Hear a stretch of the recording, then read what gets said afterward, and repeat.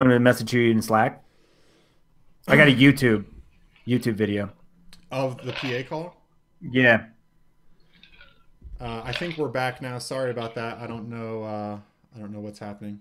Apparently, my internet connection's still recovering from that game as well. Boy, It's gonna aren't take we us all all? some Aren't we time. all? So we're trying to get the call right now. We're gonna see if we can make this happen. See if we can. Okay, so I just got it from Sam. I should be able to share my screen here. Let's see how this works. Do it. All right, hold on. Share that screen. Oh, I had to watch it on YouTube. Okay, hold on. Here we go. Sorry. No, it's okay. All right, so here's what we're gonna do. I'm gonna share my screen.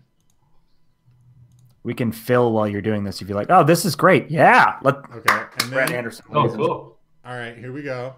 Now I don't know how the sound is gonna come through. Let me see something really quick.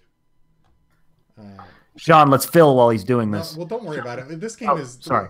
I mean, you can do whatever, but people know like this is not a regular scripted show. Okay, so I know. I don't have any sound here. So if you That's why we were trying to fill. go ahead, Phil. Then Yeah. you Phil. Sean, who should start at quarterback next week? Your thoughts? Oh, That's a horrible Oh, Phil my gosh. question. obviously Teddy Bridgewater. Oh, all right. From inactive to started. No. It's got to be Case. I'm actually surprised they put Bradford at 2. Weren't you? A little bit, but I think it makes sense, all things considered. He started the season as the starter, and we saw what he could do in that one game, basically. But yeah, I think it's got to be Case too, man. I know he didn't have the best game, but he threw the decisive, crazy, angelic touchdown. You know, they can't take him out after that. Oh man, yeah, that was unbelievable. Who were you watching the game with? My wife Kristen and my neighbor Eddie, great folks, and yeah, they were optimists to the end. I can't say that I was. All right, I think I got it, guys. I'm not it was sure. tough. It was a tough game to be an optimist. I'm not sure Yeah. how it's going to pick up the audio or not. Can you guys hear me? Yeah. Yeah. Okay, I'm not sure what the audio is going to be like, but let's just give this thing a shot here. Marshawn Lattimore, 12 yards from Adam. Case on a deep drop, steps up in the pocket. He'll fire to the right side. Oh my God! Stay on it! Oh my God! 30, 10, 12. Are you kidding me? It's a Minneapolis miracle! Step on it, Dan! Oh, so that's where the Minneapolis Miracle came from. Beautiful. 61 yards. Minneapolis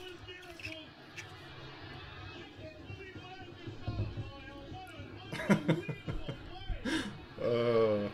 I don't know if you guys can hear this right now. Can you hear it? Yeah. Okay.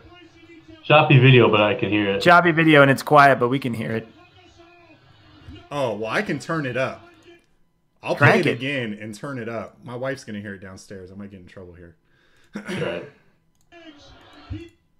All right, one more time.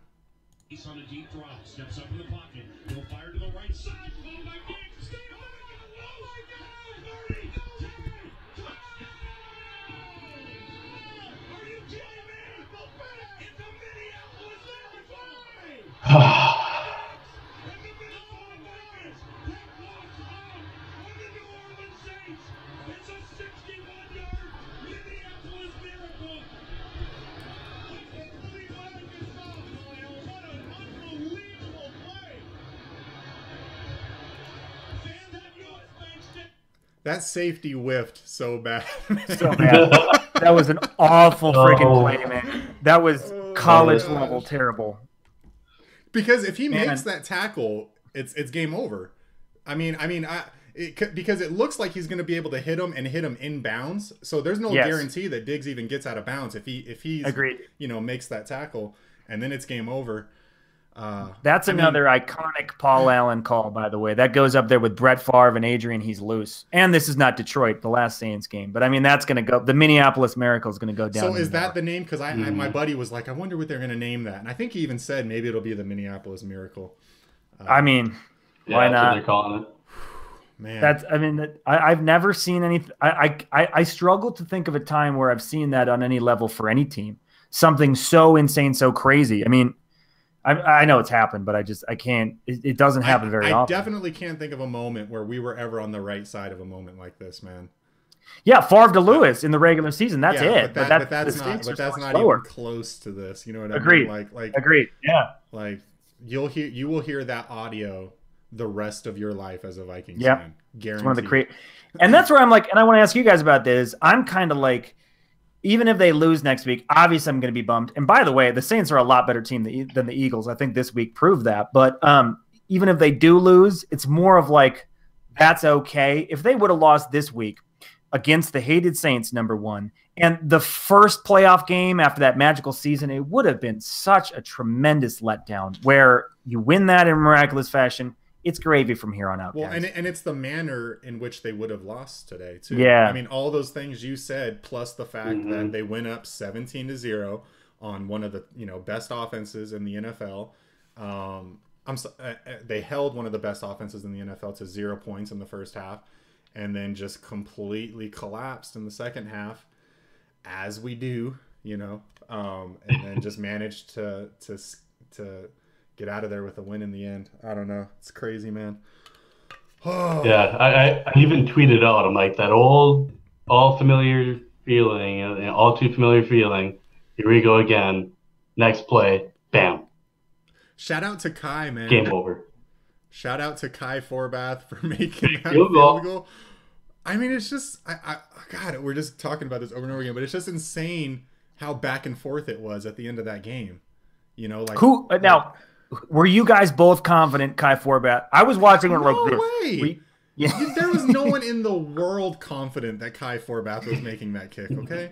Even the Vikings sideline. His mom wasn't confident that he was going to make that kick, okay? Hey, you know what else? Speaking of moms, has anyone checked on Millie for real? Millie, that's what I was going to say.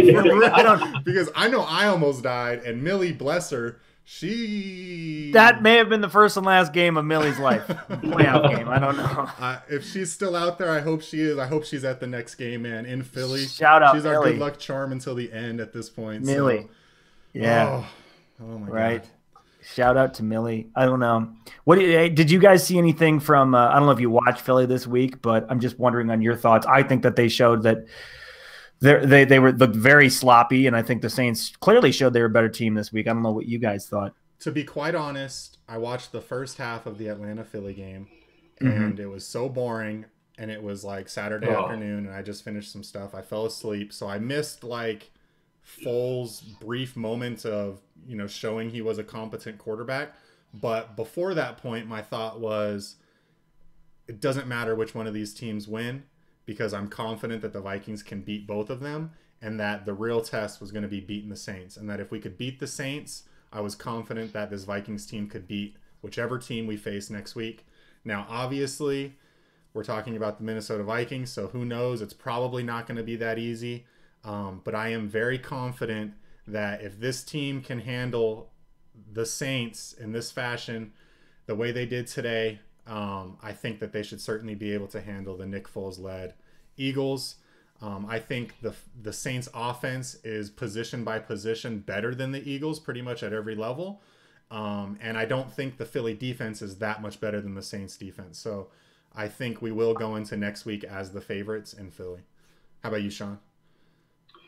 I'd have to agree with you there. The one thing that does concern me are the injuries we suffered today. Stefan leaving the game looked like a pretty bad leg injury. And then Sadejo, concussion. Who knows if he'll be back. But as far as Philly's defense, they look pretty good, to be honest with you. As far as pass rush, their defensive backs are pretty solid as well. But, I mean, I think we could go in and run them over. I think so. After this win. Sam?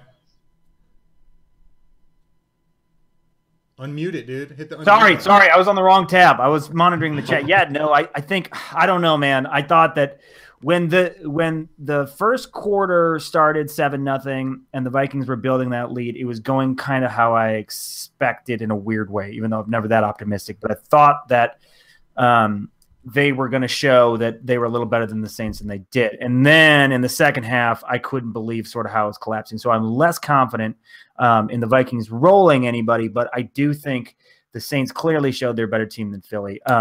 Philadelphia, hid Nick Foles for a big chunk of that game. Now, later in the second half, he started throwing a little bit more, and he looked all right. I think he's an okay quarterback, but they were able to move the ball on the ground so easily. They were able to get those big chunks, 5-6 yards on first down, seemingly every time. Those plays where the offensive line just moves man and the running back just kind of moves in behind them.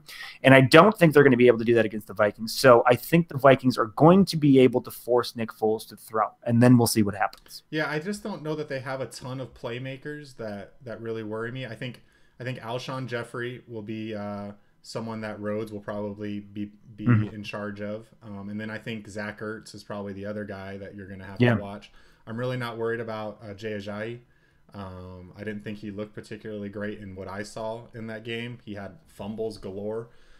So I don't know, man. I mean, I kind of don't even I'm kind of not even ready to look forward to the Eagles game, but I do feel good headed into that game, so does anyone else want to come in here in the chat? We're going to probably wrap up this thing soon. So this is your last chance to get in here, share in this moment with us, immortalize it on YouTube, all that stuff. So I'm going to drop that link in there one more time. Click it. Just click it. Just click it. Hop right in. I do want to ask you guys one more thing while we're doing that about did it bug anybody else? Because I felt this a little bit with the defense on that last Saints drive where they ended up getting the field goal to go ahead.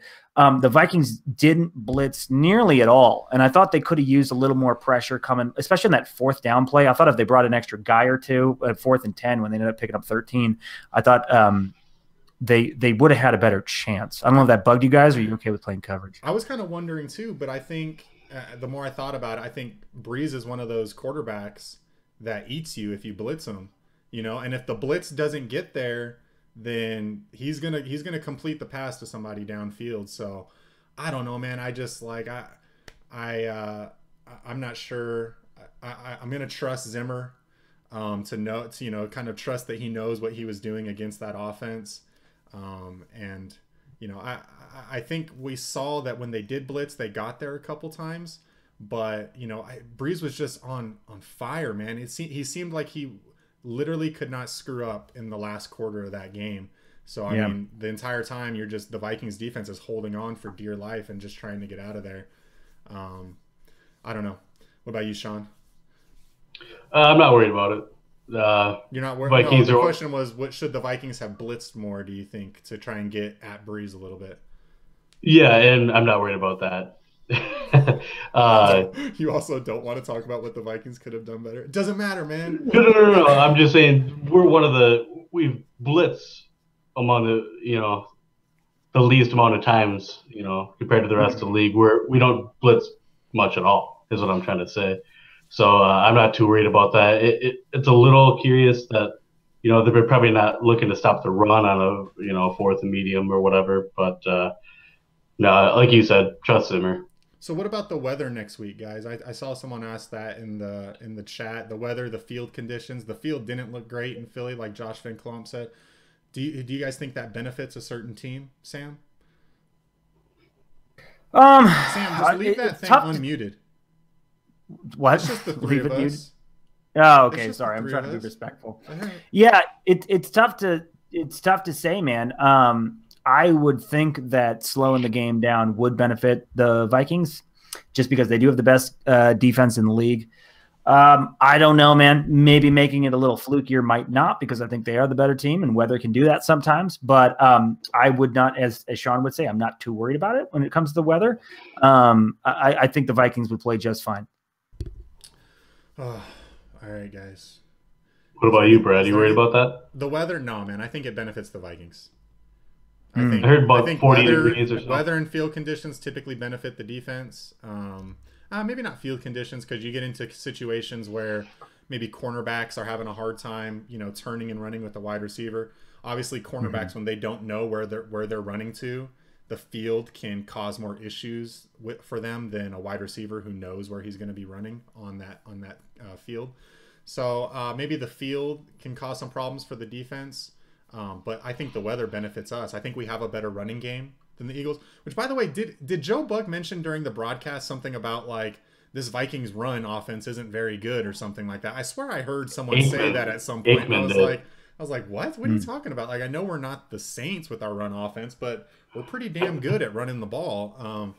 I don't know. Maybe I'm delusional and just biased. Well, yards per carry, I don't think they're in the top half of the league. I'd have to look at that. They've run the ball. I think like number of runs called is in the top 5, but yards per carry, they're not. I think they're under 4 yards per carry as a team. So more of a workman-like, kind of a ham and egger situation there. Yeah. So I don't know. I don't think they're a great running team. No, they're not. I heard the same. It felt kind of weird that it almost felt like he was like attacking them a little bit. I was like, that's weird for him to say that. Good call. Yeah. And we are predisposed to feel that way. Now, did Joe Buck bring up Aaron Rodgers? I don't know if I heard he did. I don't think he did. I was also not entirely in reality towards the end of the game, so I may have missed something, but I don't think I heard it. I think the over-under was at 3, right? That was like the official over-under that I saw floating around Twitter. So if you took the under, I think you got that one. Shout out to Joe Buck. We still hate you, but we hate you less now, maybe. So I don't know. Good job. What else, guys? Anything else? No, there were plenty of Aaron Rodgers commercials, even if Joe Buck didn't talk about it. Those never get old. I love those every time. Sean? Anything Final else, thoughts guys, before we wrap this thing up? What a sweet play! That's all I'm gonna say. That was awesome. What about you? What about you, Sam? Yeah, one of the most insane things I've ever seen in sports, and I think it's still setting in for all of us, but I know that when it does set in and we go on into the future and on with our sports watching lives, this is going to be one of the things that stays with us, and one of the things maybe we'll tell the next generations about. And that's pretty freaking cool that just happened tonight against the Saints. And I mean this sincerely from the bottom of my heart. Screw you, New Orleans. Screw the Saints. Screw the Saints. I don't know, guys. I'm just blown away, man. I don't think we'll ever forget this moment, and I just hope it keeps on. I hope this is the year, and I'm just so happy, man. I'm happy that I didn't have to quit football tonight. So. Me too. I was thinking the same thing. Last thing too. That guy who did that hype video that everybody's been watching and sharing, that was crazy. Posted on Facebook, Nate Tatro or whatever. He's got some work to do, brother. Because yes, you need to follow up. He needs to add another chapter to that video. I want to ask people in the chat, like they're talking about all these great videos and memes and stuff. You see my Twitter handle below my face. Please send those to me or send them to the VT channel or something, because I'm gonna have to like spend the rest of the night just reviewing everything that's out there on the internet right now about this game.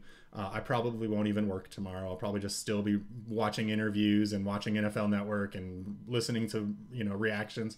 So tweet those to me, please, because I have to see those. And just thank you everyone for joining us tonight. Like, thank you for being with us in this moment. It's incredible. I can't believe it. Never gonna forget it. And click like, share this with your friends, man. Get the word out there, because next time we do our a show next week, I want even more people out there in Vikings world to be sharing this moment with us. So thank you everybody for joining us. Thank you too. Enjoy the rest of your night. Woosah, relax. We made it. And Skol. We'll see you next time. God bless the Minnesota Vikings. God bless the Minnesota Vikings.